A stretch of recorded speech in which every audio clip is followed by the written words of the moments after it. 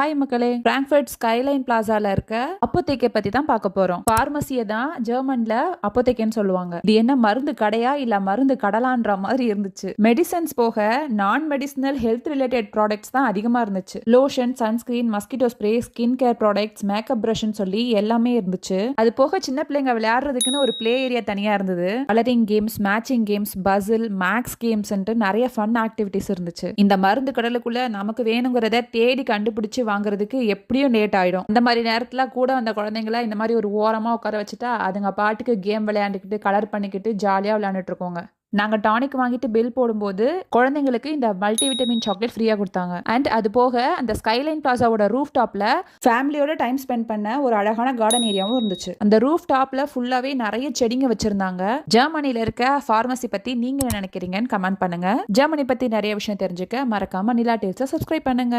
பாய்.